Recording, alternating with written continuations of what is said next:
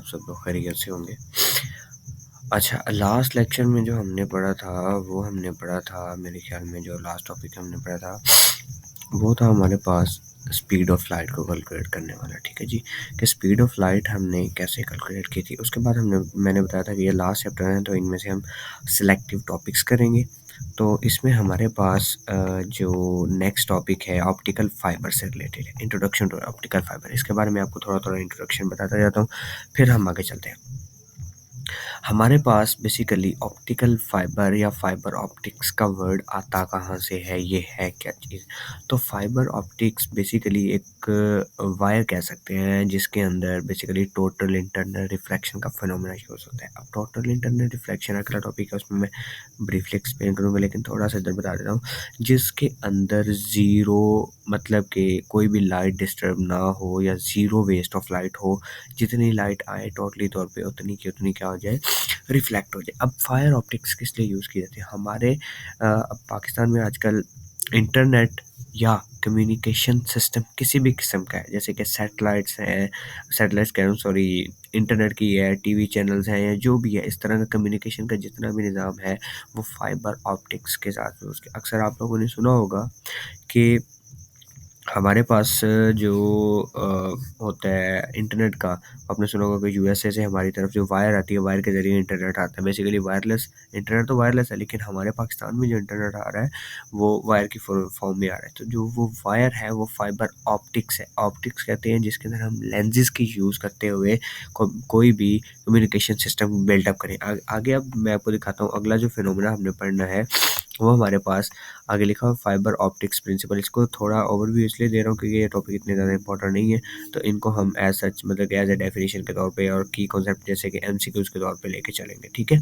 तो आगे आ जाती है हमारे पास टोटल इंटरनल रिफ्लेक्शन। अब टोटली तौर पे अब इंटरनल का क्या मतलब है? अगर किसी मीडियम के अंदर एक दफ़ा लाइट एंटर हो गई तो उसमें रिफ्लेक्शंस ही होगी और कोई फिनोमेना, जैसे कि लाइट के डिफरेंट फिनोमेना है ना, रिफ्रैक्शन हो गया, डायफ्रैक्शन हो गया, तो उस तरह का कोई भी फिनोमेना अगर नहीं होगा तो सिर्फ हमारे पास इंटरनली तौर पे रिफ्लेक्शन होगी। आगे एक डायग्राम है जिसकी मदद से मैं आपको क्लियरली समझा सकता हूँ।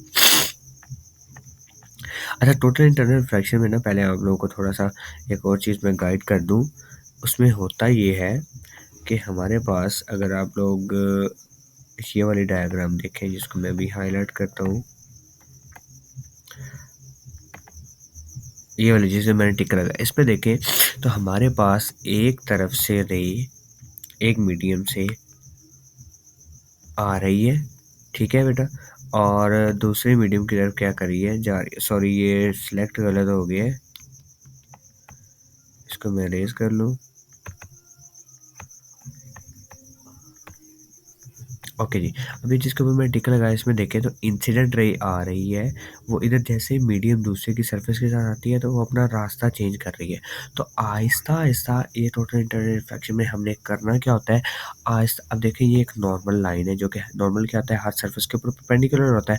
अगर वो परपेंडिकुलर है, तो जो इंसिडेंट लाइन है वो इंसिडेंट एंगल बना रही है नॉर्मल के साथ, और जो रिफ्रैक्ट हो गई है, रिफ्लेक्ट नहीं हुई, रिफ्रैक्ट हुई है, वो क्या बना रही है, एंगल ऑफ रिफ्रैक्शन बना रही है, ठीक है? अब हमने टोटल इंटरनल रिफ्लेक्शन करवाने के लिए करना क्या है कि जो एंगल ऑफ इंसिडेंट है नीचे वाला, इसको थोड़ा-थोड़ा हम क्या करते जाएँगे, इंक्रीज़ करते जाएँगे। जैसे-जैसे एंगल ऑफ इंसिडेंट इंक्रीज़ होगा, वैसे-वैसे एंगल ऑफ रिफ्रैक्शन भी क्या होगा, इंक्रीज़ होगा। इसका मतलब है कि जो रिफ्लेक्टेड रे है ये नीचे की तरफ मूव करेगी और इंसिडेंट रे ऊपर की तरफ मूव। एक टाइम ऐसा आएगा, ये दूसरी डायग्राम में देखें, कि इतना एंगल ऑफ इंसिडेंट हो जाएगा कि रिफ्रैक्टेड रे पहले मीडियम के अंदर क्या हो जाएगी, वापस आ जाएगी। इसका क्या मतलब है कि टोटली तौर पे जितनी रे गई है उतनी ही पहले मीडियम में क्या हो गई है, वापस आ गई। अगर आप लोग अपने शीशे की एग्जांपल लें तो शीशे में होता क्या है, जैसे लाइट आती है वैसे ही क्या हो जाती है, रिफ्लेक्ट हो जाती है। क्यों? जितनी लाइट आ रही है उतनी ही पहले मीडियम में क्या करी, वापस जा रही है, वो शीशे से गुजर के, जो आपका मिरर नॉर्मली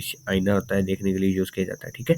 तो उसमें से आगे लाइट पास नहीं होती, मिरर में से पास नहीं होती, ग्लास में से पास हो जाती है। मैं मिरर का वर्ड यूज़ कर रहा हूँ। तो मिरर में जितनी लाइट आ रही है उतनी क्या हो जाती है, रिफ्लेक्ट बैक हो जाती है। ये जो टोटल इंटरनल रिफ्लेक्शन का मेन फार्मूला है वो ये है, N=C/V। ये आप लोगों ने फार्मूला एक्सप्रेशन, इसका मैथमेटिकल एक्सप्रेशन है, ये याद रखना है। हाँ, एक और है ये जिसके ऊपर टिक लगाया हुआ है ये जो यही वाली यही वाली डायग्राम, इसमें मैं दोबारा समझाता हूँ। एक स्पेसिफिक टाइम इतना आता है कि हम एंगल ऑफ इंसिडेंस को इतना बढ़ा देते हैं कि ये जो मीडियम की सरफेस है, ये वाली जो मीडियम की सरफेस है जिसे मैंने हाईलाइटेड किया, रिफ्रैक्टेड रे इसी मीडियम की सरफेस के बिल्कुल ऊपर आ जाती है। इट मीन कि रिफ्रैक्टेड रे का एंगल इसके साथ 90 डिग्री का बन जाता है। ये जो 90 डिग्री का एंगल है, इसको हम कहते हैं क्रिटिकल एंगल। क्या कहते हैं? Critical angle. तो इधर से डेफिनेशन हमारी ये हो गई कि जब हमारे पास रिफ्लेक्टेड एंगल क्रिटिकल एंगल से बड़ा हो जाएगा, तो हमारे पास उस वक्त जो रिफ्लेक्शन होगी वो क्या होगी? टोटल इंटरनल रिफ्लेक्शन होगी। ठीक है जी।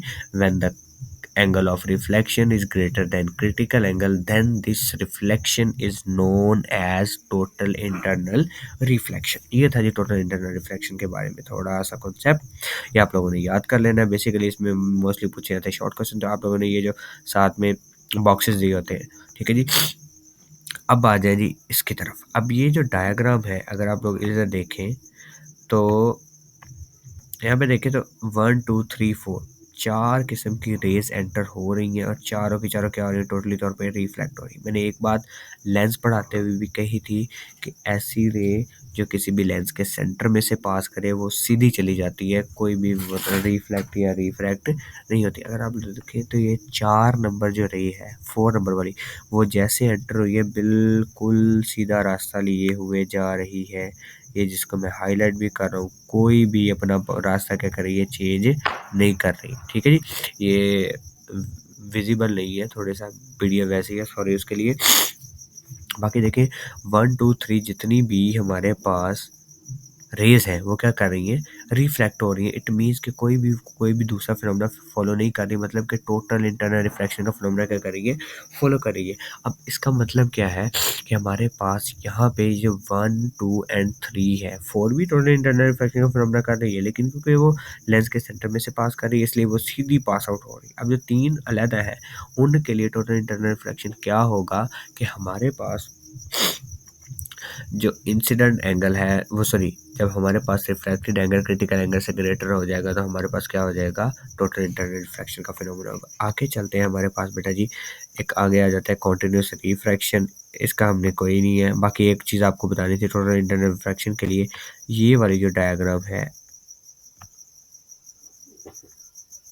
ये वाली, अब वो जो total internal refraction fibre optics के अंदर हो रही है, उसके अंदर जो सेंट्रल पार्ट है उसको कहते हैं कोर, उससे ऊपर वाले को कहते हैं क्लैडिंग।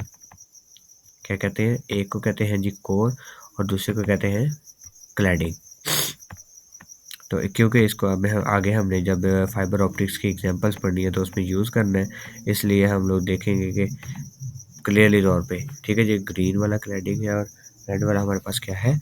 कोर है। ठीक है, कोर और क्लैडिंग है।